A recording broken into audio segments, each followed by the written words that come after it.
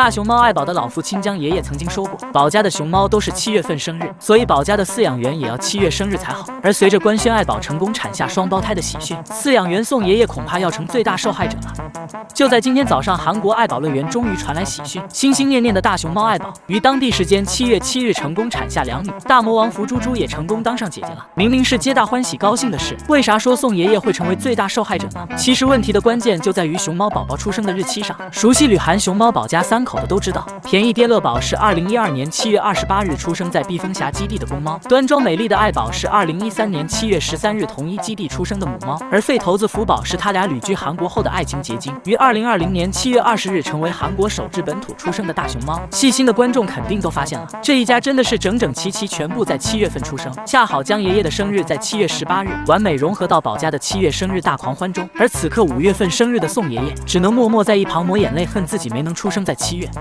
其实从2位饲养员爷爷连生日都要比一比就能看出来，他们真的是发自内心疼爱这一大家子熊猫。就在爱宝分娩前夕，江爷爷还在家中亲手为即将出生的熊宝做荞麦枕头，也是为了让熊猫宝宝在孵化器中更加舒服。这些贴身使用的东西，2位爷爷向来觉得只有自己亲手做的才最放心。紧接着就来到动物园的准备室，这里既有观察爱宝情况的实时监控，还有为熊猫宝宝出生后准备的孵化箱等各种工具。整洁完善的准备工作表明了爷爷们对爱宝的关注。接下来分娩的痛苦只能由爱宝独自去克服了。有了头一胎生下福宝大魔王的经验，爱宝虽然还是因为宫缩的阵痛蜷缩在地上，但明显比生福宝时疼的坐卧不安适应多了。看过之前福宝出生视频的都知道，当时爱宝甚至因为疼痛在笼子中窜上爬下，好在江爷爷及时拿来纸箱给爱宝分散注意力，从被撕成碎片的纸壳子也能看出他遭受了多大的痛苦。而这一次分娩前的艾女士则表现得完全不同，毕竟能把大魔王福宝拉扯长大，艾女士也算是啥大场面都见过了。她静静地趴在地上，跟怀孕时不愿意吃喝不同，似乎艾女士也明白自己要攒够力气分娩。在江爷爷的引导下，她一直在补充着营养，熟悉的姿势靠在角落中，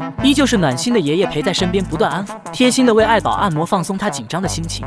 熊猫宝宝落地前的时间最难熬，所有人都全神贯注盯着爱宝的一举一动。随着缩成球的身体一阵抖动，一声嘹亮的啼哭响彻房间，爱宝赶紧小心翼翼用嘴巴衔起落地的宝宝。第2次做母亲的爱宝明显已经熟练了很多，把宝宝放在怀中，让他吃上第1口温暖的乳汁，嘴巴还不停舔食着刚出生的孩子。这个粉嘟嘟的小家伙就是熊猫宝宝刚出生的样子，你很难想象成年后动辄200-300斤的大熊猫刚出生时只有100多克。江爷爷始终守在旁边为爱宝略阵，看着他带娃时熟练的模样，我觉得江爷爷的内心一定非常欣慰，把爱宝从不谙世事的小姑娘拉扯成生下第2胎娃的母亲，这其中付出的心血只有他自己知道。